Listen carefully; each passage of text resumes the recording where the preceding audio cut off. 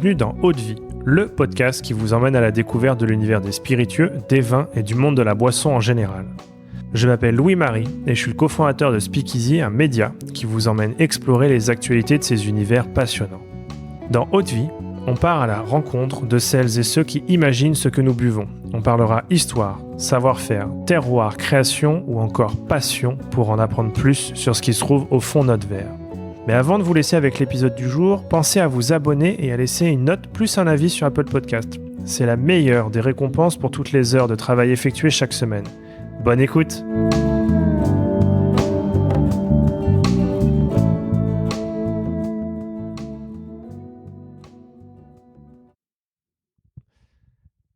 Bonjour à tous, aujourd'hui je suis avec Alexandre Gabriel, aventurier des spiritueux. Si l'on doit résumer quelques-unes de tes grandes passions, on peut dire que tu es producteur de cognac avec la Maison Ferrand, précurseur du gin français avec Citadelle et distillateur et dénicheur de rhum de terroir avec Plantation. Bonjour Alexandre. Bonjour, un plaisir, bonjour à toutes et tous, un plaisir d'être ici. Alors, on est ici aujourd'hui pour évoquer ces différentes passions ainsi que les très beaux projets que tu mènes actuellement et je suis vraiment très content d'échanger avec toi aujourd'hui. Tu es gentil. Moi, j'aime bien effectivement l'idée je dis toujours que le plaisir vient avec le savoir. Et c'est vrai pour un distillateur ou un maître de chai, un maître assembleur, parce que quand on sait plus, on sent et on ressent les choses beaucoup plus profondément. Et je pense que c'est vrai aussi, me semble-t-il, en tout cas en tant que consommateur. Dans d'autres domaines, par exemple, où j'aime beaucoup l'art, notamment la musique, et quand on connaît un musicien, son parcours, quand on connaît une œuvre, elle nous touche beaucoup plus, et c'est bien de faire cela, et c'est un plaisir d'échanger. Si tu veux bien, et peut-être pour commencer et comprendre un peu, je dirais, l'origine de ces passions, quelle a été ta première rencontre avec un spiritueux ? Alors c'est très intime. J'ai grandi dans une ferme polyculture et mon grand-père, j'ai grandi avec mes grands-parents principalement. Et donc je connais, pour moi, ma Madeleine de Proust, c'est la ferme. Et d'ailleurs, on est dans une ferme ici. On reproduit finalement nos modèles. J'adore être au milieu de beaucoup de gens et ça vient de là parce que dans une ferme, il y a toujours plein de monde. Et en fait, moi, ma première expérience, c'est j'ai 10 ans. Dans cette ferme où mon grand-père est bouilleur de cru. À l'époque, c'était un privilège qui était transmis, qui appartenait à beaucoup de gens. Des gens qui avaient une ferme avaient ce privilège. Et donc, dans le sud de la Bourgogne, où il y avait une petite production de vin et surtout une distillation, finalement, pour faire des mares et surtout des fines de Bourgogne. Et ma grand-mère faisait, bien sûr, des liqueurs, etc. avec. Et on était 6 dans cette ferme, enfants. Et un jour, mon grand-père, j'avais 10 ans, moi j'étais quelqu'un toujours en curiosité, etc. Et il me dit, il dit à ma grand-mère, on va montrer aux gamins, je vais lui montrer comment la distillation. Alors tu penses pas qu'il est un peu jeune, etc. Donc quelques échanges, non. Et j'y vais, je me rappellerai toujours cette expérience parce que c'était un alambic qui sont ces alambics ambulants, comme on voit quelquefois dans les vieux magazines. Et là, on va distiller, ou il va me montrer, parce que je connaissais, j'avais 10 ans, on imagine à 10 ans. Et moi, j'avais une mémoire de la fine ou du marc de Bourgogne parce que quand on se faisait très mal, et moi je trouvais toujours le moyen de me couper un doigt ou que ce soit, ma grand-tante qui était là dans la ferme me donnait toujours un petit morceau de sucre avec du marc de Bourgogne à plein degré. Et alors là, on n'a plus de douleur après. Hein. On pense et donc j'avais cette image d'un truc fort, etc. Alors heureusement, je me faisais pas mal comme si souvent que ça, parce qu'autrement... Et là, il me dit... on rentre dans cette pièce et on va distiller du marc de Bourgogne. Et donc, il y a le marc de Bourgogne, c'est les râpes. Hein, c'est quand on a donc écrasé le raisin pour faire du vin. Ce qui reste, en réalité, eh bien, c'est encore chargé de sucre, etc. Et c'est réhydraté, on fermente. Et donc, c'est pour ça que c'est très anisé, très intense au niveau du goût. Et lui me dit, un grand marc se déguste tout d'abord avec les oreilles. Alors moi, j'ai 10 ans. Et à 10 ans, on prend les choses un peu littéralement, peut-être parce que je suis bête, j'en sais rien, mais je me suis dit, oh là là, il va me mettre du marc de Bourgogne dans les oreilles. Oui. Et en fait, lui, il me dit, écoute. Et là, silence. Il me dit, tu vois, je dis, mais j'entends rien. Et il me dit, justement, il n'y a pas d'insectes, ta matière n'est pas corrompue. La matière est de bonne qualité. Et il y a un marc, il faut que la matière, il faut juste après, etc. C'est ce qu'on va utiliser pour fermenter. Après, il avait un petit foot de fermentin, mais il voulait m'expliquer ça. Et finalement, c'est resté avec moi toute ma vie. comme quoi la matière qu'on distille, elle est fondamentale. Parce qu'on oublie une chose, derrière chaque grand spiritueux, et même moins grand, il y a derrière un viticulteur ou un cultivateur qui fait pousser quelque chose. Les spiritueux sont les fruits de l'agriculture. Je ne sais plus quel poète disait, un des poètes, je ne sais plus si c'est pas Rimbaud, peut-être Verlaine, qui disait « Le rôle de l'artiste est de gourmander la nature ».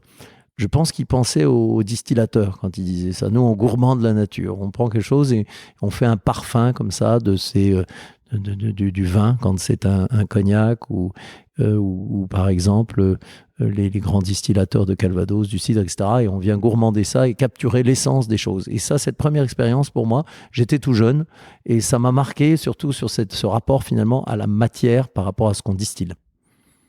D'accord. Et qu'est-ce qui t'a amené ensuite à travailler dans l'univers des spiritueux ? Est-ce que ça a justement été une vocation tout de suite ou est-ce que tu as exploré d'autres chemins avant de te diriger vers les spiritueux ? Alors tu sais, on dit toujours, j'avais ça en tête depuis toujours, etc. Moi, je vais être très sincère, c'est les points, je pense que c'est vrai pour tout le monde dans sa vie, tu les reconnectes plus tard. Parce qu'au départ, est-ce que je savais ce que j'allais faire, ce que je voulais faire ? J'avais aucune idée. Je savais, moi, j'étais quelqu'un qui prenait pas l'autorité facilement, j'étais très, très bougeon, toujours dans 10 000 projets, très manuel, dans une ferme, il y avait un atelier, on réparait tout à l'époque, etc. Et donc, moi, j'aimais ce rapport. Bon, mon grand-père était quand même assez jeune encore, très patriarcal. Là, j'ai été élevé par quelqu'un d'une génération avant, qui a fait la Deuxième Guerre mondiale, etc. Et donc, pour moi, c'était ce rôle d'une recherche d'indépendance, d'avoir peut-être une propre ferme, etc. C'est ça pour moi. Et j'avais vu faire le vin tout petit, j'avais fait du vin, j'avais appris très jeune ces expériences sur ces distilleries locales. Et ça me chantait. Et surtout, j'aimais cette ambiance d'être dans une communauté comme ça. Ça me plaisait beaucoup. Et j'ai ma grand-mère qui était quelqu'un de très important pour moi, qui a toujours cru en moi. Et qui m'a dit, tu vas être là, il faut visiter le monde, il faut aller, on veut plus te voir quand tu as 18 ans. Et là, pourquoi ? C'est d'aller apprendre. Et finalement, je me suis dit, quoi que je fasse, peut-être c'est une épicerie, peut-être c'est un magasin de super spiritueux, j'en sais rien, mais j'aimerais bien avoir ma petite boutique, créer quelque chose. Et j'ai appris plus tard, je suis quelqu'un de créatif, j'aime beaucoup la création. J'ai une maman qui a fait les beaux-arts, qui est sculpteur, et ça m'a toujours plu, ce rapport à la création. Mais je parlais pas l'anglais, je connais pas les affaires ni quoi que ce soit, et je me suis dit, ça, il faut que j'apprenne. Et donc, je suis parti aux États-Unis où là, j'ai appris l'anglais. Moi, j'étais au Minnesota, etc. Et j'ai rencontré plein de gens. Et je me suis dit, ce serait bien d'apprendre le business. Donc, j'ai appris. Après, je suis allé dans une école de commerce et pour me la payer, j'ai créé une petite boîte, finalement, d'export de produits agricoles. Et là, rencontre avec le cognac, dans ce cadre-là, qui pour moi était très intuitif, parce que c'est la notion de cru. Je dis toujours, un grand cognac est l'expression de son terroir. C'est-à-dire, et le terroir, c'est pas juste une terre, c'est des femmes et des hommes et leur terre. Gourmander la nature, ça se fait pas tout seul. Et ça, cette expression artistique me plaisait énormément. Et le cognac a un rapport très très fort à son terroir. La preuve, il y a une carte des crus. Et c'était l'époque où les whiskies étaient en train de faire les crus du whisky, entre guillemets, les Highlands, les Lowlands et ça. Là, maintenant, on en parle comme une évidence, mais quand il y a eu les Islay, les gens disaient, mais ça sent le médicament, ça va être invendable, alors que c'était des vieilles techniques qui revisitaient, où on faisait sécher, etc., la matière. Et donc, moi, ça m'intéressait.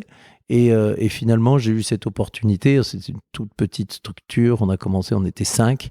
Et l'idée, finalement, où encore une fois, c'était suivre une passion, une matière, une vie aussi, une certaine vie communautaire. Genre, on a commencé, il y avait 5 personnes et 3 sont tous, ça fait 34 ans. 3 sont toujours là, Nabel, Béatrice et Sandra, que je salue s'ils écoutent, et qui étaient là tout au départ, et ils sont toujours là.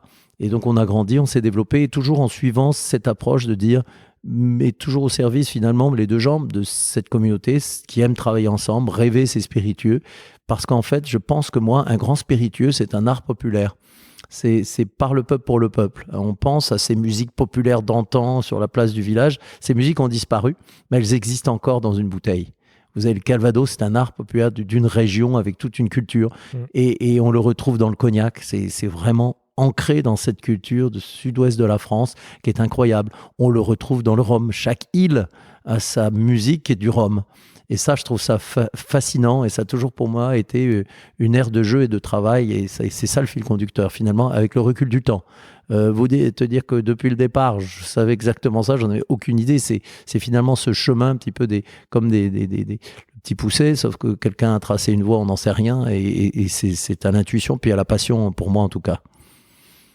Il y a 3 grandes aventures sur lesquelles j'aimerais revenir, avec tout d'abord celle dont on a commencé un peu à parler autour du cognac Ferrand. Ferrand, c'est une famille. C'est aussi une histoire avec une très ancienne maison de cognac. Comment est-ce que cette aventure cognacaise a commencé? Comment est-ce que tu es passé de, je dirais, cette formation économique à une formation dans la distillation, dans l'élevage et dans la commercialisation de spiritueux? Alors moi, au départ, je viens de cette terre, d'une terre qui est celle du vin au départ. Pour énerver mon grand-père, plus tard dans la vie, je lui disais toujours, tu sais, pour moi, finalement, le vin, c'est une matière première.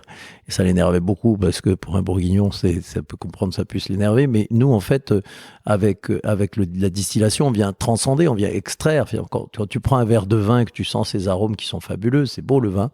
Et bien nous, on capture ces arômes, et c'est la matière première qui va venir être affinée par le vieillissement.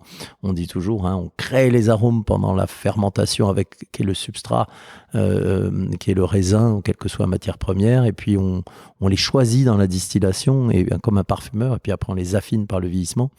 Et pour moi, d'avoir toujours c'était le retour à la ferme, pour moi, purement et simplement. C'est de me retrouver finalement dans un univers que j'aime, avec des gens qui sont passionnés, qui partagent une aventure commune. Et tu vois, ici, tu es au domaine de Bonbonnet, il y a les équipes, on est là, on en passe des journées ensemble à travailler. Je travaille, tu l'as dit, maintenant à la Barbade, à la Jamaïque, pareil, à la production, avec des équipes, toujours, et on travaille ensemble. Et ça a toujours été un fil conducteur pour moi. Donc, au départ, rencontrer cette famille avec 3 branches, dont une des branches, la branche principale, la branche Élie Ferrand, qui est une très vieille branche du cognac, vieille famille, avec cette entreprise complètement endormie finalement, et l'idée de se dire, tiens, mais on peut réinventer tout ça, avec une dame absolument emblématique qui s'appelait Mademoiselle Rançon-Ferrand, qui était comme une marraine pour nous, que j'ai beaucoup revu, et surtout finalement sur les 20 dernières années de sa vie, et qui a été quelqu'un qui m'a beaucoup guidé sur ce sens de la lignée et de la transmission. Elle avait quelqu'un qu'elle appelait grand-père, qui est son arrière-grand-père. Alors elle pensait que j'étais quelque part la suite, et elle m'a fait écrire une lettre absolument superbe avant son décès. Il y a eu un livre qui a été écrit d'ailleurs sur son arrière-grand-père, Élie Ferrand le 8e, et qui fait, j'ai voulu que cette lettre soit dans l'introduction. Et pour moi, ça a été un guide, et le fait de dire, voilà, ce spiritueux magique, comment on peut nous le revisiter, et donc ça a été avec un réinvestissement permanent. Ferrand, c'est pas de dividende, c'est tout réinvesti dans la maison, dans les équipes, dans la distillerie, dans les fûts. C'est le bas de laine pour nous, c'est les fûts, et plus encore. Donc voilà ce fil conducteur. Et finalement, tu parlais du gin et du rhum. Pour moi, finalement, c'est pas cloisonné dans le sens où c'est la même approche. Vous dites que Ferrand Cognac rend hommage aux pionniers dont le génie a façonné le passé, mais aussi à l'univers du cognac dans son ensemble. Quels sont aujourd'hui les piliers de la maison Ferrand? Alors pour nous, c'est toujours ce rapport à la matière, très très importante, gourmander la nature. Donc chez Ferrand, on a nos vignes, et c'est pour ça qu'on grandit qu'au fur et à mesure des vignes et qu'on peut racheter au fur et à mesure, et donc de maîtriser cette matière et cette qualité dès le départ. Je me passionne pour, par exemple, un cépage qui est le Colombard, qui vient d'un petit village qui s'appelle Colombe à Cognac à l'origine, et qu'on retrouve d'ailleurs en Nouvelle-Zélande ou ailleurs sans que personne ne sache qu'il vient d'un petit village qui est à quelques kilomètres d'ici, et donc qui a une des aromatiques absolument superbes. Mais c'est les travails d'une vie. Parce qu'un cognac, quand on rêve un cognac aujourd'hui, ou quand on rêve un cognac, heureusement, j'ai commencé tout jeune, c'est dans 10, 20 ans qu'il sera dans une bouteille. Et d'ailleurs, aujourd'hui, je distille des cognacs qui seront bu certainement quand je serai au ciel, j'espère, ou ailleurs. Mais donc ça, c'est important. Et donc les piliers, c'est ce rapport à la matière, mais aussi à la création. Et le cognac, et ce qui est fabuleux, et là, on a des Français qui nous entendent, et vraiment cocorico, parce qu'on a dans ce spiritueux un héritage non seulement culturel mais aussi technique qui est fabuleux et que j'adore revisiter. Tu les as vus, les alambics, dans les formes d'alambics qui sont bien sûr traditionnelles, travaillées, où une moindre petite variance va amener des variances dans le goût. Revisiter des cépages qui sont encore permis dans qu'on appelle nous cahier des charges, les règles du cognac, mais aussi redécouvrir que par exemple beaucoup des grands cognacs étaient vieillis dans des fûts de vin ou d'eau de vie de vin. Donc avec des éditions, par exemple quand Mademoiselle, qui était cette marraine, est décédée, j'ai voulu créer vraiment, c'était vraiment beaucoup d'émotions pour moi, même si elle est bientôt un siècle. C'est pas parce que les gens sont vieux qu'ils nous manquent pas. Et j'ai voulu créer vraiment un cognac en son honneur, qu'on a appelé 10 générations, qui est un cognac qui est en fait en double vieillissement en fût de Sauterne. Et l'idée, c'est de pas donner un goût de Sauterne du tout, et c'est d'aller venir soutenir certains éléments du cognac qui sont miellés, qui sont, et là, le Ferrand 10 générations, avec des côtés fleurs blanches, etc., qui sont mis en avant par ces techniques. Ça, c'est des très vieilles techniques qui avaient été parfois oubliées, etc., que je recherche, et on a ces archives, heureusement, et c'est vrai que je suis un peu fanat de ces savoirs, parce que ça permet de faire des expressions complètement uniques.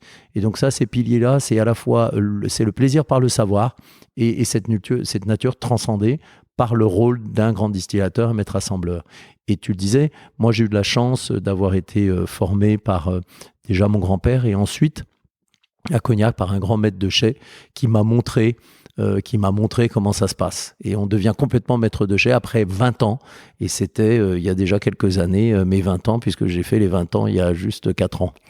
Mais qu'à mes 30 ans, il y a juste 4 ans, tu vois.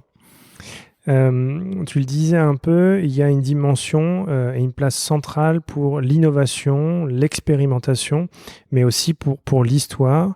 Moi, il y a 2 références qui, je trouve, chez Ferrand, représentent bien cette idée. La première, c'est le cognac 1840 Original Formula. Et le second, c'est la collection Renegade. Est-ce que tu peux revenir sur alors cette collection et ce produit sous ce prisme en fait de l'innovation et de l'histoire? Comment est-ce qu'ils ont été imaginés? Quelles étaient tes envies et pourquoi nous faire déguster ces produits-là aujourd'hui? Alors, j'aime bien que tu parles de cela parce qu'effectivement, c'est des actes de création. Le 1840, c'était vraiment un hommage à ma grand-mère qui assez souvent, en fin d'après-midi, se disait de boire un cognac. C'était l'époque de la Finalo. Colette était une fanat de la Finalo. C'était de boire. Tu sais, quand tu vas dans les marchés aux puces, tu vois ces percolateurs bleus avec une poignée en étain. C'était pour boire du cognac. Et en fait, les gens prenaient des cognacs, mais très charpentés. Et qui était avec un peu d'eau de sels, et puis une écorce d'orange, des glaçons, et quelquefois un tout petit peu de sirop de sucre. Et c'était bu comme ça, et c'était très rafraîchissant. Et par contre, dans ce cas-là, il te faut des cognacs qui soient plus forts en degré. Une partie de ce cognac est vieilli en chai sec pour lui donner un côté épicé, très structurant. Et là, j'ai travaillé avec un historien américain qui s'appelle David Wondrich, qui est un grand des spiritueux. Je recommande un des livres, c'est en anglais, mais le guide Oxford des spiritueux, et qui est un dictionnaire comme ça sur les différents. Et David est un universitaire à l'origine, et avec qui j'ai voulu travailler. Et je collectionne les jeunes vieux cognacs. Les cognacs, parce qu'il faut savoir, je pense que les auditeurs le savent, mais un spiritueux, une fois qu'il est en bouteille, ne vieillit plus. Oui. Par contre, je recommande vraiment, avec insistance, de toujours tenir la bouteille droite, pas allongée comme du vin, parce qu'il ne faut pas le contact avec le bouchon et à l'abri de la lumière. Et en réalité, l'idée, c'était de se dire, tiens, mais alors moi, je collectionne ces spiritueux qui sont des greniers, etc., parce que ça permet de revisiter le goût du cognac, d'un cognac de 5-6 ans, distillé au milieu du 19e. Alors, j'ai des dizaines de bouteilles, et ça a été mon inspiration, puisque c'est un vieux Pinet-Castillon de 1840, que j'adorais, qui était de grande champagne, à 1 degré plus fort, et j'avais quelques bouteilles que j'avais dénichées, et je les ai goûtées, je me dis, tiens, ça va être mon go-to, ça va être mon modèle pour travailler sur ce produit charpenté, etc., en l'honneur de ma grand-mère, en se disant, et finalement, des grands mixologistes, ceux qui faisaient des cocktails à l'époque, on l'oublie, l'origine, un des cocktails du début de l'histoire du cocktail, c'est le mint julep, Et il était à base de cognac. Alors avec le phylloxéra, les Américains l'ont réinterprété avec du whisky, mais il était fait avec du cognac.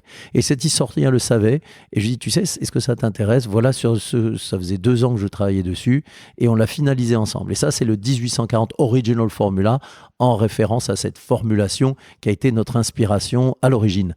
Et alors c'est marrant parce que quand j'avais fini, il me dit, est-ce qu'on peut faire un mint julep, qui était là, on parle à un historien, docteur en histoire et en littérature, donc qui est un intello et en même temps un gourmand. Et il me dit, est-ce qu'on peut goûter un mint julep avec le 1840? Et je dis, bien sûr, on vient d'en boire 2 hier, mais on peut recommencer. Il dit, non, mais j'aimerais le faire avec la bouteille. C'est un historien du 1840. On a dû faire le mint julep le plus cher au monde. Et on s'est bu un mint julep avec le 1840 parce que pour lui, c'était une question de se replacer finalement dans cette histoire. C'était une expérience assez merveilleuse. Et donc voilà le 1840 et la création, la genèse de ce classique maintenant de Ferrand, qui peut être bu, certains l'aiment sec, sur glace, etc., et qui tient très bien la dilution et qui est très charpenté. Il est à 45% d'alcool, et ce qu'on appelle, nous, beaucoup de substances volatiles, c'est qu'il est distillé d'une façon où il a énormément d'éléments aromatiques. Alors, le Renegade Barrel, c'était une histoire, c'était d'aller retrouver dans l'histoire des vieilles pratiques qui sont dans le cahier des charges ou pas, c'est-à-dire le cahier des charges, les règles actuelles, puisque les règles ont évolué. Et bien sûr qu'on respecte les règles actuelles qui sont très importantes dans la structuration du cognac, mais il y a des traditions qui se sont perdues. Et donc à ce moment-là, quelquefois, on sort même de l'appellation contrôlée, avec respect, bien sûr. C'est une très belle appellation contrôlée, le cognac. Et donc la première expression, c'était le fût de Sauterne. Et en montrant que c'est une tradition qui appartient au cahier des charges, aux règles actuelles. C'est juste de ressoulever le voile et de dire oui, ça existait, c'est toujours possible. Et des vieux maîtres de chais me l'avaient montré, etc. Et de retravailler. Donc le Renegade Barrel numéro 1, il était fait comme cela. Le deuxième, il était dans l'appellation contrôlée et étiqueté comme tel. Le deuxième, des vieux maîtres de chais m'avaient dit, tu sais, dans le temps, on utilisait du châtaignier, on utilisait du merisier, on utilisait surtout du châtaignier et de l'acacia. Et ça faisait des expressions très intéressantes. Et c'est sorti de l'AOC il n'y a pas si longtemps que ça, en 1983, je crois. Et je me suis dit, tiens, alors il y a des années, j'entendais cela, ça serait quand même bête de ne pas essayer. Et à Cognac, on a des savoirs avec les tonneliers qui sont juste incroyables. Enfin, Cognac, c'est un microsystème fabuleux qui vient irriguer comme ça les connaissances. Et en fait, je me suis dit, mais bien sûr qu'on va essayer. Et il y a des tonneliers qui m'ont dit, ah non, mais moi je te fais un fût, il n'y a aucun problème. Et donc, il y a des années de cela, on sait, et j'ai travaillé, j'écris d'ailleurs un livre sur ce sujet, le vieillissement sous bois et ses techniques, et là j'ai un paragraphe sur les différentes essences de bois traditionnelles. Et donc, on a fait le Renegade numéro 2, pour moi le clou, c'était le fût de châtaignier, qui est une vieille tradition. Et dans ce cas-là, c'est plus un cognac, c'est une eau de vie de vin, dans ce cas-là, puisque forcément, je sors, encore une fois, respectueusement de l'AOC, elle existe, elle est collective, et pour montrer finalement aux gens qui aiment suivre notre travail en disant, voilà, c'était une itération d'une certaine époque que je trouve délicieuse, je vous la présente. Et la troisième itération, certains vieux maîtres de chais disent oui, dans le temps, on réemployait sur des vieux cognacs des fûts de rhum qu'on allait acheter vides à Bordeaux quand le rhum arrivait. Et là, on les vidait et on travaillait le cognac à l'époque comme cela. Et ça, c'est quelque chose qui n'est plus dans l'appellation contrôlée actuellement. Donc, encore une fois, respectueusement, on l'appelle eau de vie de vin. C'est pour ça que c'est le Renegade Barrel. Et c'était de dire, voilà, là, on est finalement le fût renégat. Et l'idée, c'était de montrer aussi une itération. Et le Renegade Barrel numéro 3, c'est donc du cognac à l'origine, mais qui passe dans un double vieillissement d'un fût qui était du ITP, qui est une marque particulière de Long Pond, qui est une distillerie à la Jamaïque. Et le rhum avait 22 ans, on a mis le cognac dedans, qui devient de fait une eau de vie de vin. Et là, on l'a mis en bouteille à plein degré. Ça fait quelque chose de super, avec exotique, avec une conjugaison fabuleuse. Et là, on marche dans les pas d'une certaine histoire. Et pour moi, ces inspirations folles, il ne faut pas l'oublier, le plaisir des gens qui le dégustent, c'est fabuleux et on s'en nourrit. Mais le plaisir du créateur, il est là aussi. Et moi, j'ai besoin de ça. Et ça, c'est structurant pour moi et pour mes équipes. Je pense toujours aux équipes, c'est un travail collectif. Si maintenant on passe à ta seconde aventure, elle commence en 1996 et cette fois-ci, elle tourne autour du gin. C'est à cette époque que tu lances Citadelle, à une époque, et je pense qu'il est important de le rappeler, où le gin n'était pas du tout aussi développé qu'aujourd'hui.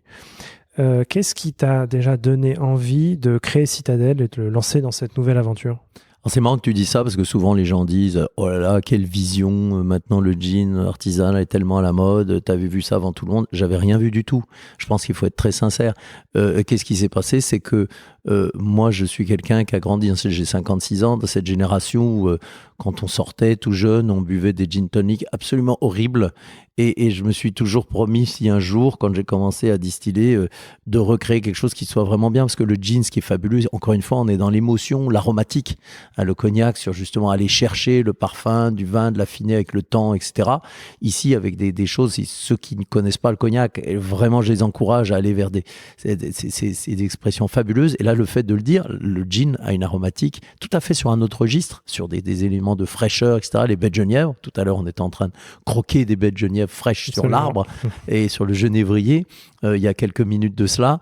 Et l'idée, c'était de se dire, est-ce qu'on peut revisiter finalement le gin, qui est devenu complètement industriel, il faut se replacer dans les années 90, et se dire, est-ce qu'on peut recréer un gin complètement artisanal et de le travailler comme il était travaillé dans le temps, parce que le gin n'est pas très réglementé, il peut être fait avec des arômes artificiels, etc. D'aller chercher vraiment la naturalité et la matière, encore une fois, très structurant dans ce que je fais depuis toujours. Donc finalement, d'aller là-dessus, il faut savoir qu'à Cognac, on distille pendant la période des vendanges et après les vendanges. Le reste de l'année, les alambics dorment. À partir du 1er avril, le cognac, pour des raisons qualitatives, qui sont là dans sa noblesse d'ailleurs, distille le vin quand le vin est frais, hein, pour pas avoir de mauvais goût. Ce qui fait que le matériel attend le reste de l'année. Et à l'époque, j'étais un gamin et je me dis, c'est quand même bête de la reste de l'année, quoi faire? Et on avait travaillé très sérieusement avec les douanes en disant, peut-on dédier sur le reste de l'année et travailler au départ à petite échelle et de façon plus importante et créer un gin? Et alors, quand on est tout jeune, on pense toujours, quand on crée quelque chose, on dit le monde l'attendait. Alors, le monde ne l'attendait pas du tout. Et au départ, ça a été vraiment, il faut dire la vérité, je ne me vends pas bien, mais un bid commercial total. Parce qu'un gin artisanal français, vraiment, à l'époque où les gens buvaient des gins principalement industriels, il n'y avait pas d'autres expressions, avec un prix de revient qui est quand même plus important.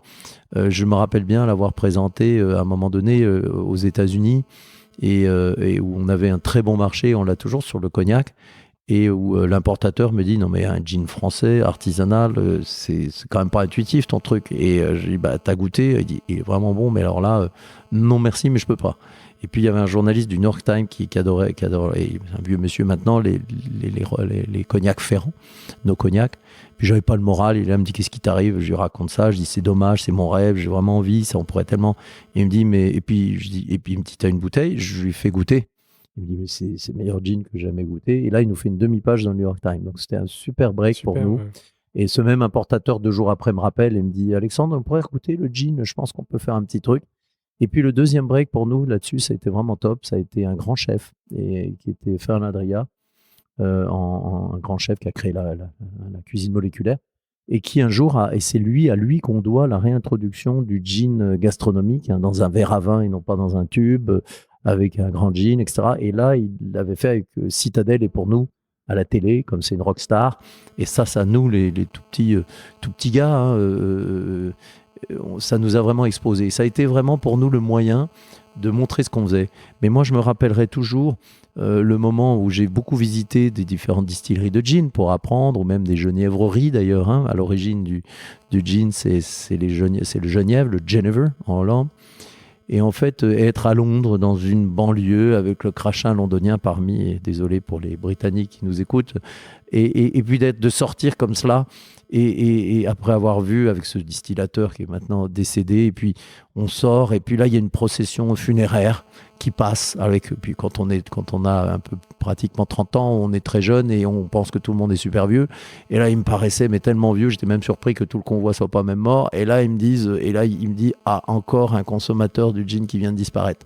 Et là donc c'était pas si on y était allé sur une étude de marché, ça n'était pas complètement intuitif. et en fait j'aurais dû l'écouter si j'avais voulu faire ça pour l'argent, parce que pendant 10 ans ça a été très difficile, et finalement les gens se sont mis à redécouvrir le gin progressivement, mais avec une approche gastronomique, et d'avoir un bon gin.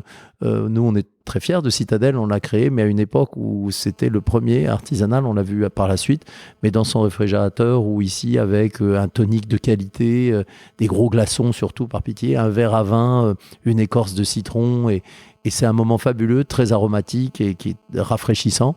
et finalement, avec le temps, on se rend compte. Mais je suis inquiet sur le gin en ce moment, par contre.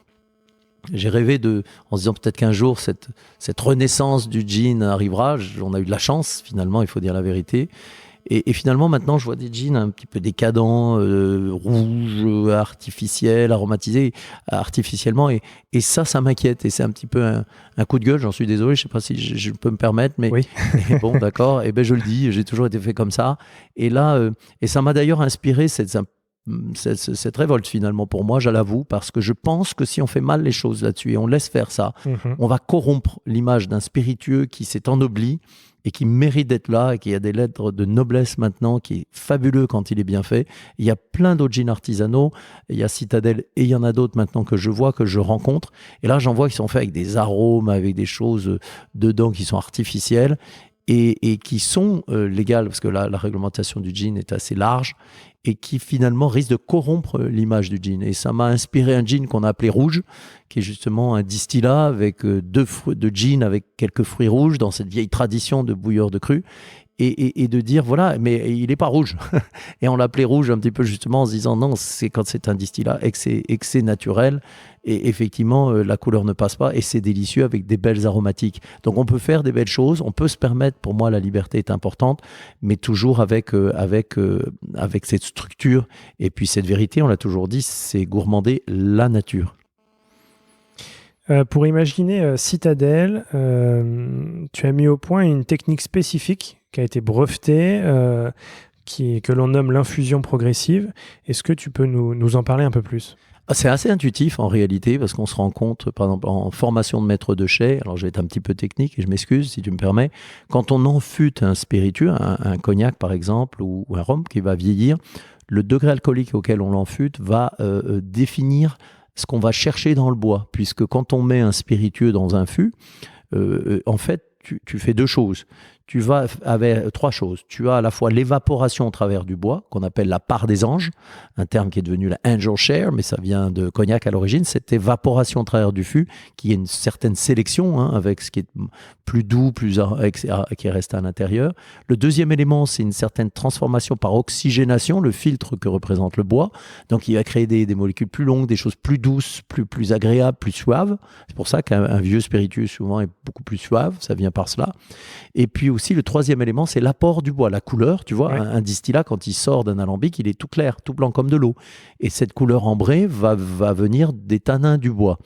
Et si c'est en fût de chêne, des tanins du chêne, etc., sur les autres bois. Et tu l'as vu tout à l'heure, je te montrais différents types de bois apportent différents tanins. Et là, en réalité, si tu veux, on sait que le pourcentage d'alcool auquel tu mets un spiritueux dans un fût va venir tirer du bois plutôt de la sucrosité, ce qu'on appelle la vanilline et les whisky lactone, ou alors des choses plus amères, comme par exemple les tanins. Et ça, imagine, quand tu fais un gin, c'est très simple. Un gin, c'est un grand parfum. Tu infuses, ça s'appelle macération, dans un distillat, et tu fais ton parfum comment ? Tu prends des baies de genièvre, mais tu prends d'un petit peu d'anis étoilé, tu prends un peu de cannelle, tu prends un petit peu de noix de muscade, etc. Et tu fais ton infusion, ta macération, et après que tu fais distiller. Mais ça, c'est des éléments naturels. Et comme en réalité, le degré alcoolique va définir dans lequel tu infuses, va définir ce que tu vas chercher dans ces épices. Tu vois ce que je suis en train de te dire ? Et donc, moi, je pensais à ça. Je me suis dit, finalement, on va faire un système où on va infuser plus ou moins longtemps certains épices et aussi à un degré dégressif pour aller choisir ce qu'on va chercher dans ces épices avant de distiller. Donc, j'ai étudié toutes les techniques de distillation du gin qui se sont offertes à moi et que je suis allé chercher. Et là, me dire, finalement, voilà, moi, ce que je retiens de tout cela, ça m'a inspiré, mon équipe et moi, cette technique-là qu'on appelle l'infusion progressive par degré dégressif. Alors, ça paraît un peu technique, ça l'est, c'est vrai, mais l'idée, c'est d'aller, en fait, l'idée est très simple sur le fond, c'est d'aller chercher dans chaque épice, et en fait, les plus belles choses. pas l'amertume, mais la floralité, etc.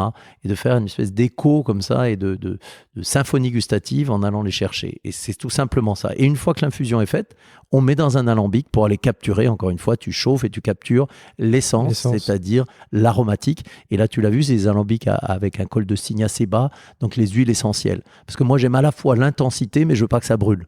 Je voulais pas, certains jeans, ça peut être un peu du barbelé, c'est pas du tout l'idée. Pourtant, il faut pas laisser tomber l'aromatique en échange. Donc, ça a beaucoup d'aromatique et avec ces huiles essentielles, c'est ça qui font quelque chose d'assez rond et très aromatique. Et c'est le citadelle original. On l'évoque depuis le début, pas de jeans sans baie de genièvre. Il y a un projet important que l'on voit ici. Je sais que vous avez planté il y a quelques années plusieurs milliers de genévriers juste ici, devant le château de Bourbonnais. Pourquoi cet ambitieux projet et pourquoi cette volonté d'avoir des genévriers et des baies de genièvre à proximité immédiate avec la distillerie? Tu le disais tout à l'heure quand on parlait des piliers, et finalement, tu vois, j'y pense pas aussi comme aujourd'hui. Tu m'aides à le formuler peut-être, et merci. Mais c'est toujours quelque chose qu'on fait pousser, c'est cette nature. Et la matière principale du gin, c'est la baie de genièvre.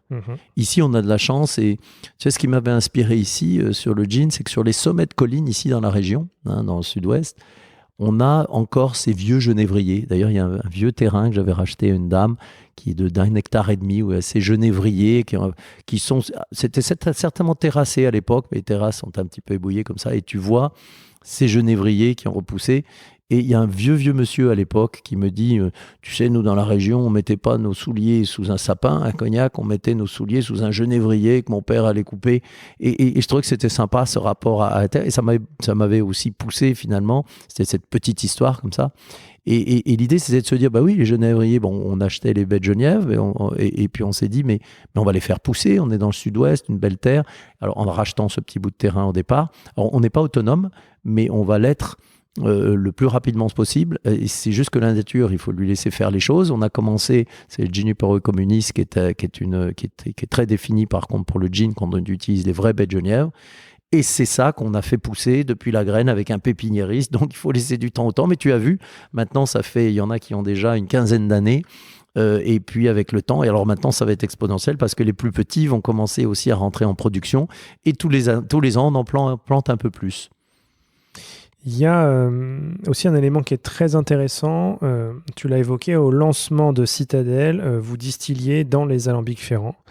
Et ces dernières années, vous avez construit une superbe distillerie qui est juste ici, au château de Bourbonnais, qui est intégralement dédiée à Citadelle. Est-ce que tu peux nous parler de ce projet colossal ? Colossal, je sais pas, il y a 9 alambics, mais c'est vrai que c'est mon bébé et le bébé de mes équipes, tu le sais, c'est vraiment un rêve collectif. Et j'ai toujours distillé dans des distilleries, que ce soit à la Barbade, à la Jamaïque ou ici à Cognac, qui sont des distilleries qui sont le rêve de quelqu'un d'autre. Et c'est un honneur de marcher dans les pas. C'est mon grand-père disait toujours, tu n'es pas propriétaire d'une ferme, tu t'occupes d'une ferme. Et en fait, entre la terre et l'homme qui gagne à la fin, c'est une question à poser. Quand l'homme a le sentiment d'être propriétaire de sa terre, il est dans une illusion absolument totale. Alors c'est une illusion qui peut être agréable, de se dire c'est molopinter, mais à la fin, et finalement on est là à se succéder sur cette terre. Et l'idée c'était de se dire, il y a ces gens qui sont là, on est de passage. Et je distille dans des superbes distilleries. Je me fais un honneur de les restaurer, de travailler, de restaurer le matériel. On parlait d'un vieil alambic à la Barbade qui a été construit en 1780, qu'on restaure, et on en parlera peut-être tout à l'heure. Mais d'avoir comme un chef, d'avoir sa propre cuisine et d'en rêver. Et j'en ai rêvé pendant des années. Et je la visitais dans ma tête pendant des années. Et je suis collectionneur de vieux alambics. Et certains collectionnent les timbres. Moi, c'est les vieux alambics ou les voitures. Moi, et en fait, je me suis dit, tiens, mais ça sera de la matière de cette distillerie. Et c'est les équipes et moi ici, on l'a conçu, on l'a dessiné. Alors comme on distille depuis des années, on sait bien comment il faut que ce soit fait pour que ça marche bien, comme un chef qui rêve sa cuisine et en milieu de carrière. Et l'idée, c'était cela. Et puis au moment du Covid, on n'avait pas encore les économies complètes pour la faire, mais on ne savait pas où le Covid allait nous amener. J'ai dit à ma femme Déby, écoute, Peut-être qu'on sera tous morts dans 3 ans avec cette espèce de saloperie qui est en train d'arriver. Je veux qu'on fasse cette distillerie. Et à l'époque, pendant le Covid, on pouvait toujours s'occuper des vignes et on pouvait toujours construire. Et on a une petite équipe de maçons dont on a fait un maximum de travail nous-mêmes. On a les alambics, on les a sablés localement, on les a repolis à la main avec quelqu'un qui était chauffeur. Je les ai vernis avec le carrossier local parce qu'on a dû travailler à l'époque comme on pouvait. Il y a cette distillerie qu'on a reconstruite qui était mon rêve, avec toute une partie, tu l'as vu, très traditionnelle, avec des alambics du 19e et du 20e siècle, et en sous-sol, toute une tuyauterie hyper moderne, pareil, extrêmement fonctionnelle, en inox, pour que toujours la matière qu'on distille soit pas en contact avec des plastiques, mais avec des matières qui respectent complètement le gin. Donc voilà la distillerie au château de Bourbonnais, de Citadelle, qui était dans ma tête, et finalement qui est ce projet collectif de toute l'équipe Ferrand. Et on retrouve aussi chez Citadelle cette innovation et cette volonté d'expérimenter. Il y a notamment un gin cornichon qui est sorti et que tu as lancé. Il y a aussi un œuf géant de 2,45 m d'eau en bois qu'on a vu tout à l'heure. Vous utilisez à la manière d'un fût afin d'assembler différents gins vieillis. Qu'est-ce qui t'intéresse cette fois-ci dans l'univers du gin en matière d'innovation, d'expérimentation? Quel champ des possibles et qu'est-ce qui aujourd'hui te fait vibrer dans cet univers? Pour moi, c'est toujours l'émotion. Tu sais, un grand spiritueux, moi, quand je bois quelque chose qui est bon, j'ai la chair de poule, etc. Et j'ai la faiblesse de penser que tout le monde a ça. Et mon rôle, c'est d'aller créer cette émotion. Et je dis toujours, tu sais, des fois, tu t'endors comme ça le soir. Quels sont les moments auxquels tu penses? Un moment que tu as passé avec quelqu'un que tu aimes, un ami, une amie, quelqu'un d'intime, et souvent en buvant quelque chose de chouette, et ça, et toujours pas dans l'excès, mais au contraire, dans ce plaisir. Les spiritueux sont une gastronomie, vraiment. Et le gin ici, on est dans l'aromatique. Et donc, on est dans l'aromatique, on est à la fois, c'est la confluence d'un spiritueux et d'un parfum. Et donc, l'idée on peut tout distiller dans un gin. Et il faut juste que l'épine dorsale, c'est les baies de Genièvre. Et tu peux, alors, nous, mon équipe et moi, on crée 10 nouveaux produits par mois. Mais on en lance un par an, ou 2 par an, 3 par an quelquefois. Et d'ailleurs, j'ai jamais eu de service marketing, et Angélique, qui était une passionnée des spiritueux, m'a convaincu que le marketing, ça pouvait... À chaque fois, on me disait, il faut un service marketing. Et je me disais, non mais attends, je faisais les calculs, ça me coûte 50 fûts ce truc-là. Je préfère acheter 50 tonneaux qu'avoir un service marketing pendant 1 an. Et puis, j'ai fait ça depuis 34 ans, ça fait juste 5 ans qu'on a une équipe marketing. Et elle a eu raison, parce que c'est dans cette éducation, faire passer le message, petite parenthèse, qui permet d'avoir du plaisir. Et finalement, on le voit, nous, on a le plaisir de la création. Donc, tu parles du gin au cornichon. On avait l'idée, j'ai rencontré la maison Marc qui fait une qualité exceptionnelle de cornichon en France. C'est vraiment le must du cornichon. Et moi, j'adore les cornichons. Et donc, en mangeant et ça, et à chaque fois que je sens quelque chose, je me dis, mais qu'est-ce que je peux distiller avec ça?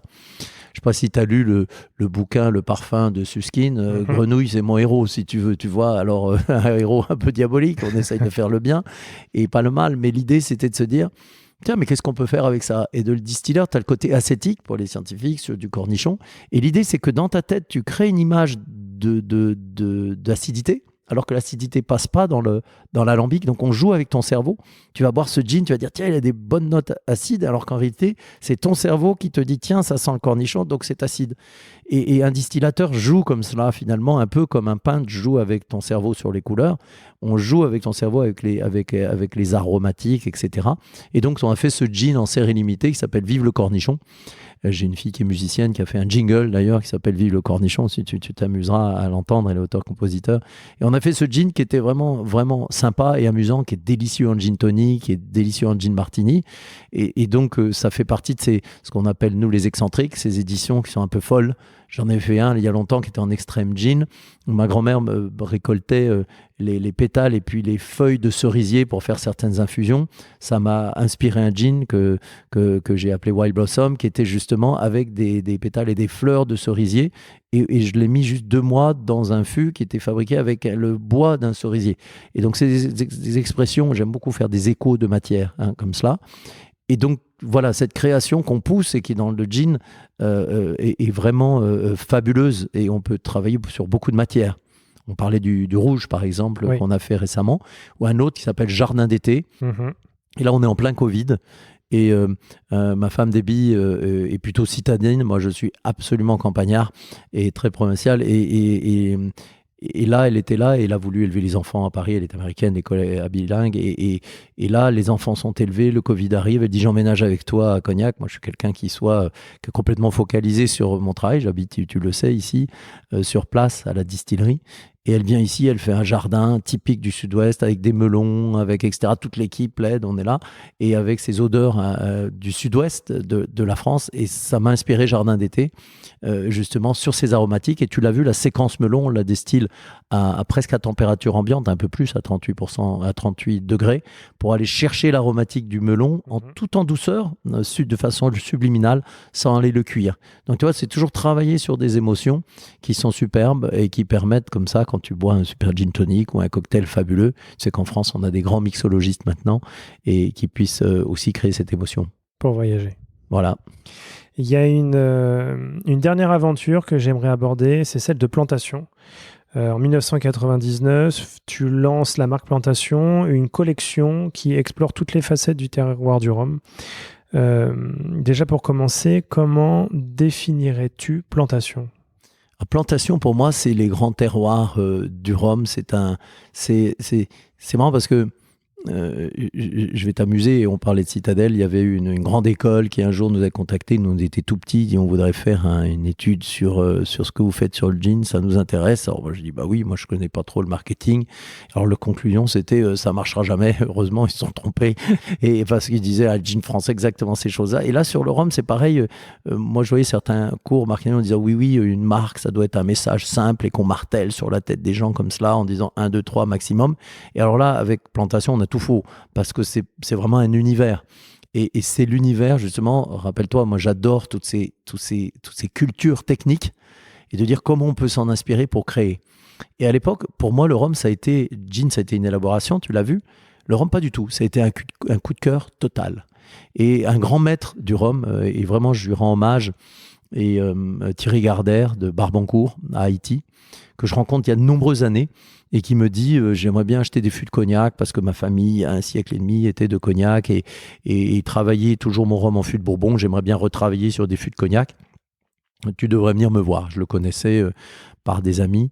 Et j'arrive à Haïti et là, je rencontre le rhum, mais de l'intérieur. Et je rencontre le rhum avec des fermentations absolument folles, avec des méthodes de distillation diverses. Et lui me dit, mais tu devrais aller voir mon copain à Sainte-Lucie. Et je rencontre Laurie Barnard, un autre maître du rhum, malheureusement aussi décédé, qui sont des gens avec qui on a tellement échangé techniquement. Moi, voilà, tout ce que je savais, on l'a mis à disposition. Un peu comme les gamins échangeaient, j'imagine, des cartes de Pokémon. Je crois que ça se collectionne toujours, me semble-t-il. Oui. Et donc, ces cartes de Pokémon, pour nous, c'était des techniques. Tu vieillis comment tu fais ta fermentation. Et ça m'a fasciné. Et ce qui m'a vraiment fasciné, ce coup de cœur, c'est que dans le rhum, il y a vraiment une culture par île. Tu sais, des fois, il y a les gens qui cherchent, et je le dis pour les auditeurs, à classer le rhum entre les rhums blancs, les rhums bruns ou les rhums dark. Ou alors les rhums de tradition anglaise, française, etc. Et tout ça, finalement, de rhum, tu ne peux pas le mettre dans une boîte. Le rhum, c'est comme la culture du vin, tu en as un qui est différent par région. Il se trouve que les régions, c'est souvent des îles ou des petits pays. Le rhum de la Barbade, qui travaille sur la complexité, qui travaille sur les niveaux d'équilibre, etc., n'a rien à voir avec un rhum de la Jamaïque, pourtant de culture entre guillemets anglaise. Donc tu vois, qui travaille beaucoup sur la rusticité, l'intensité, et avec des distillations et des méthodes de fermentation totalement différentes. Et ça, j'ai adoré. Et je t'avoue. Et alors au départ, j'ai commencé par une activité de négoce en choisissant des fûts. Et puis nous, on faisait l'élevage nous-mêmes, moi en ayant une formation de maître de chai, et d'aller travailler finalement un grand spiritueux qu'est le rhum comme un grand spiritueux. À l'époque où les gens buvaient principalement des mojitos plutôt cheap ou des rhums jus d'orange, et l'idée c'était de se dire comment on peut travailler, et on a commencé avec des millésimes qui sur une base de négoce et que je travaillais. Mais à l'origine, pas du tout, tu vois, trop et naïf avec l'idée de commerce. Et c'est des amis qui m'ont dit non mais attends, ça nous intéresse beaucoup, est-ce qu'on peut t'en acheter? Alors on est là, et moi je suis né dans une ferme, j'habite dans une ferme dans les Caraïbes, c'est une plantation, on l'appelait plantation, tu vois, donc la recherche était simple. Et là l'idée c'était de montrer comme ça ces grands terroirs, et de dire avec des expressions particulières, et d'aller vraiment dans l'authenticité, parce que là on n'est pas obligé d'aller dans le compromis. On peut aller dans l'extrême d'un terroir. Parce que si tu trouves que la Jamaïque, c'est trop rustique pour toi, parce qu'on le veut dans son expression la plus extrême, eh ben, tu vas aller sur un Barbade qui sera plus équilibré, avec une certaine finesse, etc. Si tu veux un côté floral, tu auras Trinidad. Si tu veux un rhum complètement fou, tu auras Fidji, par exemple, qui a un côté presque faisandé. Et chaque rhum a cette personnalité-là. Et l'idée, c'était de célébrer ça. Et tu le sais, moi, je suis à la production et c'est ça qui me fascine. Et mon rêve, quand j'ai vu ça, c'était de dire non, mais je vais distiller là-bas. Ouais. Et là, on a économisé, hein, ici, tu le sais, chaque centime revient dans l'équipe et la maison. Et en fait, dès qu'on a eu les moyens, on est allé, je connais vraiment bien les distilleries. Alors, tout le monde se moque de moi parce qu'il dit tu connais bien les Caraïbes, et c'est vrai que je connais vraiment très très bien. Et on me dit tu dois bien connaître Saint-Barth. Non, il n'y a pas de distillerie, je connais pas du tout. Je connais bien les îles, tu vois, Dominica, des toutes petites îles. S'il y a un alambic, je la connais par cœur, Saint-Vincent, etc. Et donc l'idée, c'était de se dire, est-ce qu'on pourrait avoir un partenariat, etc. Et j'allais rentrer en partenariat avec Laurie Barnard, qui était un de mes héros, et justement à Sainte-Lucie, on a adoré travailler ensemble. Et il est mort brutalement d'un cancer. Et ça m'a donné un petit peu ce coup de pied aux fesses en disant, la vie, ça passe vite. C'était un moment, j'ai toujours sa photo dans mon bureau.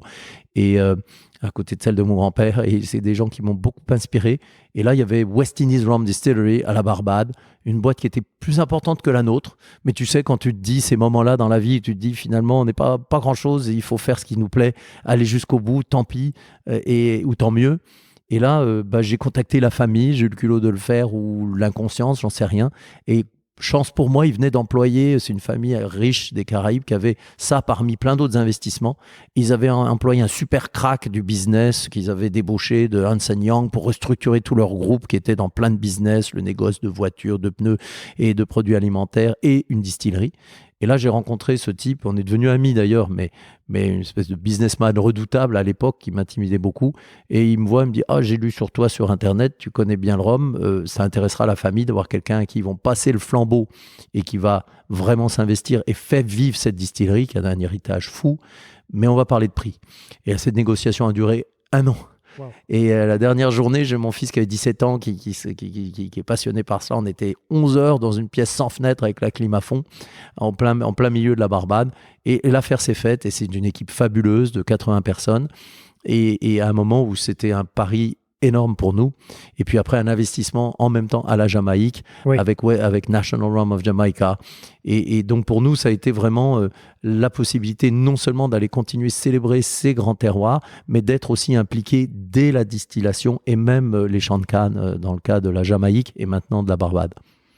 Il y a avec ce rachat 2 éléments très intéressants. Le premier, c'est aussi que ça te donne accès à des archives fabuleuses sur l'histoire de la distillation à la Barbade, sur les méthodes qui étaient utilisées avant.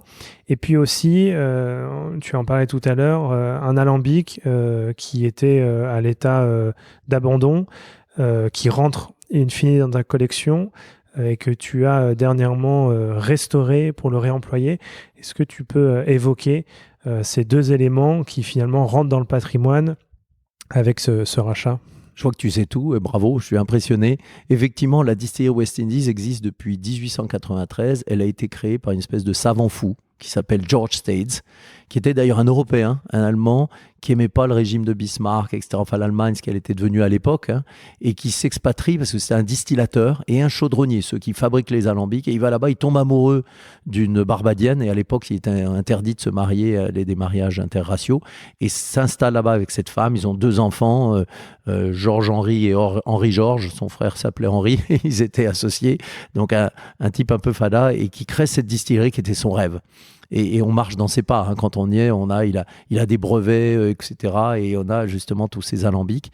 Et il garde toutes les archives. Et il collectionne tout sur ce qui est la technique du rhum. Et donc, on a une pièce qui est une pièce forte, avec une porte on dirait qu'il y a des billets derrière, parce que c'est ces grosses portes, tu sais, que tu vois dans les films, où tu vois les gars où ils font des casses, ces grosses portes avec la poignée. Et là, quand tu ouvres, tu as des tas de papiers avec des archives absolument folles. Alors, tu imagines, pour un gars comme moi. Et alors, je me suis dit, peut-être un jour, et d'aller dans ces archives où tu as les blueprints, tu sais, les dessins de tous les alambics, tu as ces brevets qui sont numérotés, tout est là, et les méthodes de chaque distillat. Et on a même les roues de distillation, tu sais, tu enregistres le temps et la température du fin 19e, début 20e. Et donc pour moi, c'était juste génial. Et cette distillerie qui était devenue l'ombre d'elle-même, à faire des rhums plus commerciaux, plus faciles, un petit peu comme un musicien qui se retrouve à jouer finalement dans les bals et les enterrements, elle avait aussi ce savoir d'un créateur et de revenir finalement à ces rhums-là.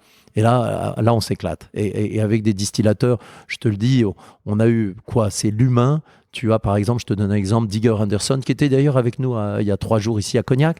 Depuis 43 ans, il vient à la distillerie et distille.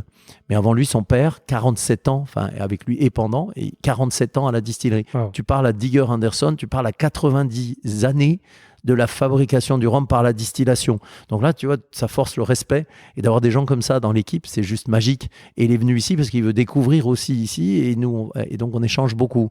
Et tu as aussi, comme tu le disais, un alambic qui était... alors, les Barbadiens, ils sont comme nous, les Français, ils adorent leur héritage. C'est en France, on ne jette rien, Oui, on a les églises qui ont des siècles, et tant mieux, et un patrimoine fabuleux. Et c'est pas la culture de tous les pays. Tu vois, et aux États-Unis, où il y a la modernité, il y a une église, il y a besoin d'une plus grande, on la casse, on en met une plus grande. En France, on a toujours gardé. Et la Barbade, c'est la même chose. Et quand on décommissionne un alambic à la Barbade, on le garde. Alors, on le met dans le parking s'il est joli, ça fait un rond-point sur le parking. Et là, tu avais un rond-point qui est très ancien, puisqu'il avait été un jour, j'ai un copain à moi qui est chaudronnier, ceux qui fabriquent les alambics. David Pym, un Britannique qui était à la tête de John Doerr à l'époque, qui est un grand chaudronnier du 19e siècle, John Doerr, et lui en était donc à l'époque dirigeant, et toujours d'ailleurs. Et je lui montre cet alambic en lui disant, écoute, regarde ce truc bizarre, il ressemble à ces vieux alambics. Il me dit, Alexandre, c'est le plus vieil alambic du rhum que j'ai jamais vu. Et lui, il a juste 80 ans. Donc, et il me dit, c'est certainement année 1780 ou un petit peu avant. Les rivets sont faits à la main. Le dôme de l'alambic a été moulé dans le sable. On le voit, il y a les formes comme ça, irrégulières. Et je lui dis, tu penses qu'on peut le réparer? Mais il dit, écoute, il faudrait l'amener en Europe, qu'on fasse tous les tests. Mais tu sais, à l'époque, il les faisait costauds. Et il tape dessus, ça fait presque un son de cloche, ce qui veut dire que le cuivre est encore très épais. On l'amène en France, et ici, pas loin du château de Bonbonnet, on a un chaudronnier avec Gaylor à la tête technique. Je lui montre, on ouvre cette grosse boîte, il y avait le maître distillateur qui avait fait le voyage depuis la Barbade, parce que là, on allait décider si cet alambic allait continuer, allait revenir au milieu du parking, pour continuer à être cet objet de décoration, il est superbe, ou s'il allait finalement redistiller. Et là, on teste les épaisseurs, il me dit... Il fait 9 mm d'épaisseur.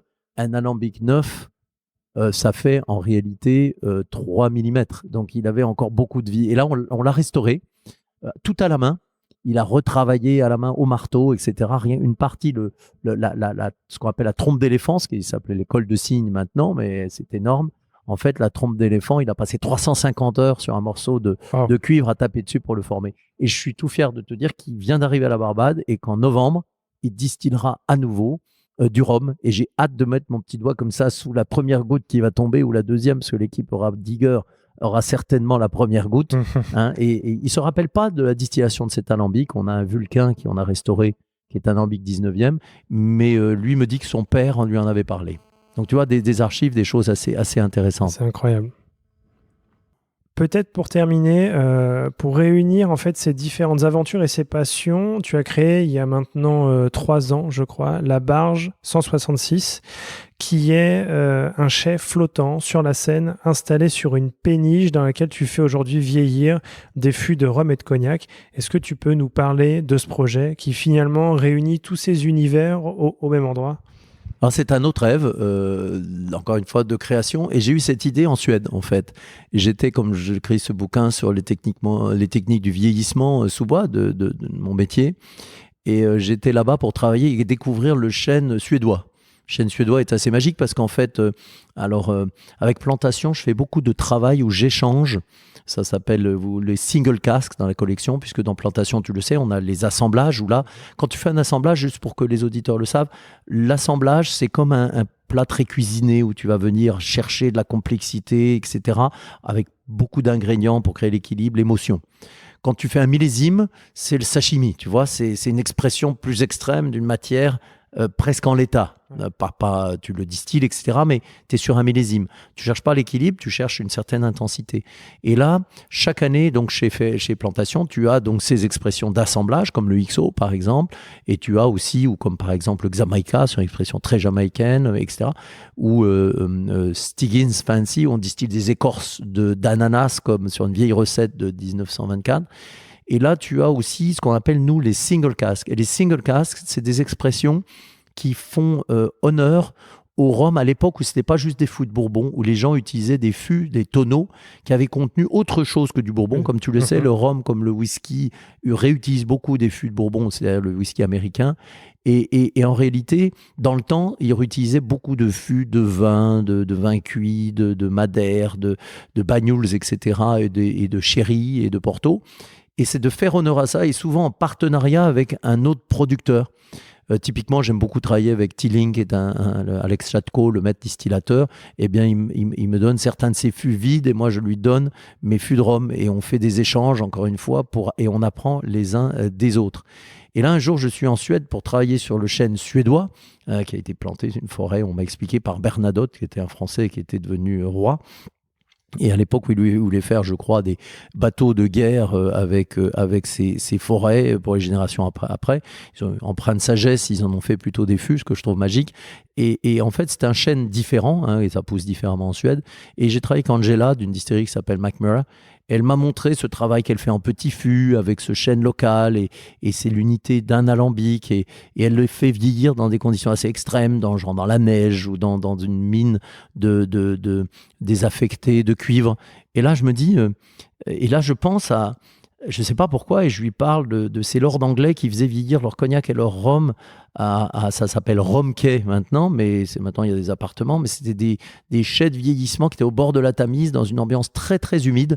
Et là, ta part des anges, c'est principalement les alcools durs, donc ça fait des eaux de vie très fines, des chais humides. Et en fait, je me dis, tiens, mais si on associait toutes ces idées, et nous, quand on ramène nos rhums, notamment de la Barbade et de la Jamaïque, on les ramène en fût à l'intérieur du tonneau, pour que tu aies, avec le mouvement, le roulis, le tangage, une interaction extrême avec le bois. Ça s'appelle d'ailleurs le vieillissement dynamique. Tu comprends pourquoi? Puisque tu as une interaction avec le mouvement. Alors imagine toutes ces idées qui se bousculent dans ma tête. Le fait de dire ces petits fûts, elle m'avait appris à travailler avec. On avait échangé des fûts d'ailleurs avec elle sur des expressions plantation. Et je me suis dit ça, plus le mouvement, etc., plus l'humidité extrême, pourquoi pas un bateau? Alors au début, je me suis dit sur la Charente, puis je me dis finalement, les gens viennent nous rendre visite souvent, ils viennent à Cognac, mais c'est plus loin, pourquoi pas à Paris?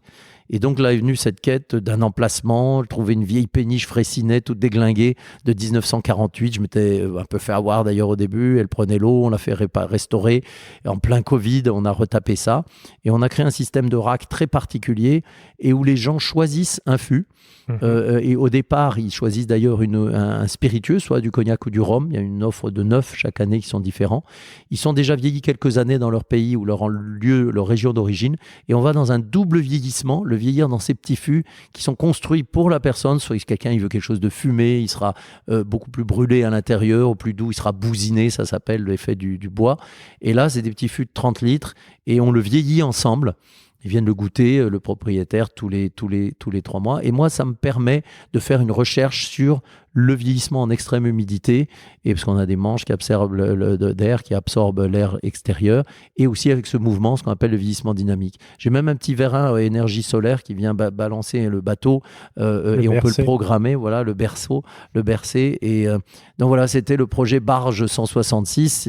Les auditeurs peuvent regarder, ils verront ce lieu avec Margot et François qui s'en occupent au quotidien. Et c'était l'idée d'aller faire cette recherche. Et c'est une recherche sur 15 ans, mais on dit aux fans de spiritueux, venez de cognac et de rhum, venez vivre cette expérience avec nous et on va travailler ensemble. Parce que tu le sais, j'aime beaucoup partager les savoirs. J'ai toujours encouragé, je vais te raconter une petite histoire rapide, c'est à la Barbade et dans les Caraïbes, la fabrication du rhum, c'est un secret total. Et moi, j'ai toujours aimé partager. Et j'ai toujours dit, mais pourquoi on n'en parle pas ? Pourquoi on n'explique pas ces fermentations absolument folles? Parce qu'il y a des gens, des geeks qui veulent vraiment tout savoir. Et finalement, alors à la Jamaïque, je n'ai pas encore complètement convaincu l'équipe et je ne vais jamais les forcer. Ce n'est pas parce que je suis propriétaire que je vais dire, tiens, non, c'est leur culture, c'est leur entité, c'est leur savoir. et de dire si vous êtes d'accord. Et là, à la Barbade, l'équipe est complètement d'accord. Ils sont ravis de montrer maintenant dans la nurserie où on élève nos propres levures, même des bactéries sur une deuxième fermentation pour créer des goûts absolument incroyables. Et ça, on montre aux gens. Et pourquoi ça goûte comme ça? C'est parce qu'il y a ces travails. Il y a certaines fermentations, on utilise un tout petit peu d'eau de mer, par exemple. Et c'était des secrets. Ben, maintenant, je préfère te le dire. Et tu goûtes et tu dis, oh là, je vois pourquoi ça goûte comme cela. Et ça, c'est des choses que j'aime partager. On arrive maintenant à la fin de cet entretien passionnant. J'ai encore 2 questions. La première, c'est quelle est ta plus grande claque de dégustation? Alors là, tu vois, j'en ai des milliers et ça change en fait suivant mes souvenirs. Mais tu me fais penser à quelque chose. Le maître de chai qui m'a formé m'a toujours dit, quand tu dégustes quelque chose que tu aimes, tu pourras peut-être pas te l'offrir à nouveau, ou en tout cas, tu pourras t'en servir pour t'inspirer. Tu le mets dans un petit tiroir dans ta tête. Et quand tu as un moment que tu t'emmerdes, tu redégustes en ouvrant ces tiroirs. Et j'encourage tous les auditeurs à le faire. C'est magique. Quand tu sais, comme tu veux ressavourer un moment. Et ça, je le fais régulièrement. Et aussi, une petite chose, je dis toujours, peut-être pas boire un spiritueux à la fois, mais plusieurs l'un à côté de l'autre, avec modération. C'est-à-dire, tu n'es pas obligé d'en mettre un plein verre, tu t'en mets un petit verre et tu vas comme ça jongler, parce qu'un spiritueux, c'est pas une photo, c'est un film. Il va se développer comme ça dans le temps. Alors, les grandes claques, pour moi, ça a été la première fois un grand cognac. Alors, c'était le rêve de mon grand-père, toujours le cognac. Il y avait ces grosses bouteilles qu'il avait avec différentes marques, etc. Et ça a été un cognac qui a défini ma vie, d'ailleurs, de Grande Champagne, qui était dans les stocks Ferrand. Et j'étais là en me disant, mais il était très très vieux, il avait 80 ans et de fût, et ce que j'adorais, c'était ce côté extrêmement exotique, avec le côté abricot séché, mais aussi ananas séché, que c'était là dans ma tête, et je me disais, c'est incroyable qu'on puisse faire ça, du vin que je connais depuis tout petit. Moi, je vendangeais depuis que je suis tout gamin, que je sais marcher à la main. Et ça m'a vraiment parlé. Après, une deuxième claque, ça a été, je t'en ai un petit peu parlé, ça a été, et il y en a beaucoup, mais arriver à Haïti et goûter un grand rhum, mais ce qu'on dit, nous, on dit au cul de l'alambic, c'est-à-dire comme ça, quand il sort tout frais avec toutes ses émotions.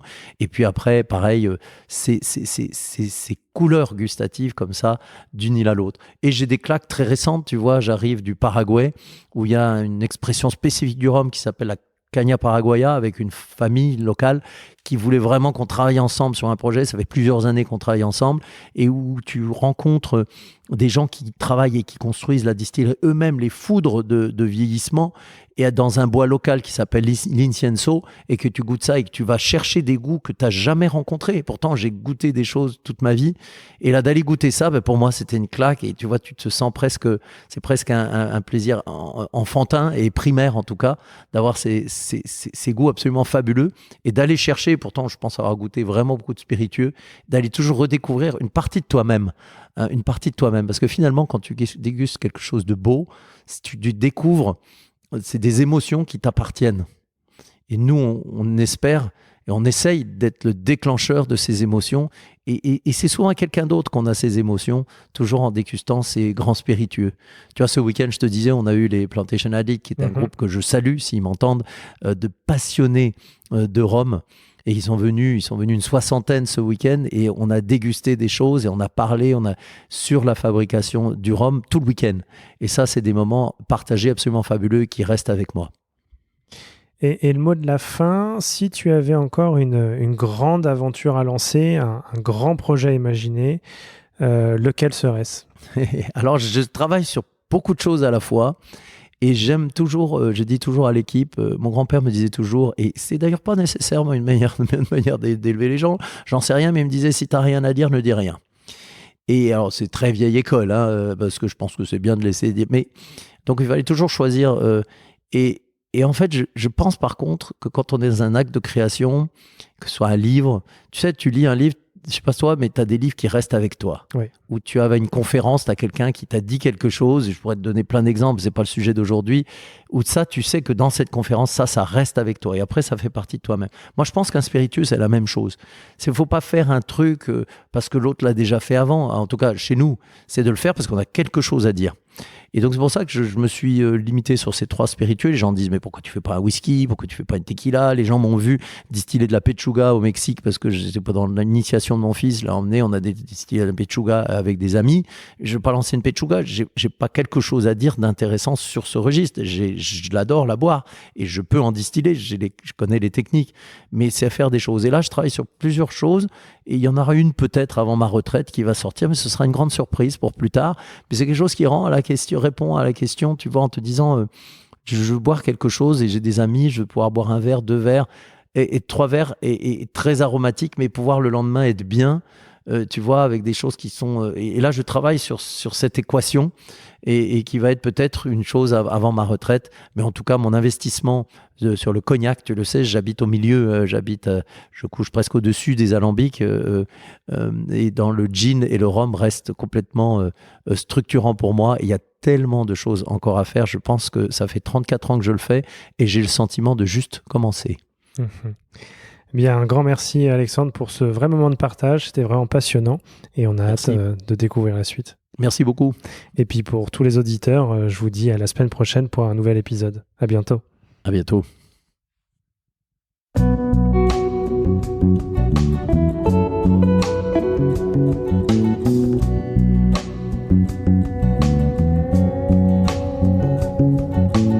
Eau de vie, c'est terminé pour aujourd'hui. Enfin presque. Si vous avez aimé cet épisode, pensez à noter Eau de vie 5 étoiles sur Apple Podcast avec un petit commentaire pour nous encourager. C'est ce qui nous aide à gagner en visibilité et nous encourage à produire toujours plus d'épisodes. Enfin, si vous souhaitez en apprendre plus sur l'univers des vins, des spiritueux et du monde de la boisson en général, rejoignez-nous sur Speakeasy, le lien est dans la description. Merci encore et à la semaine prochaine.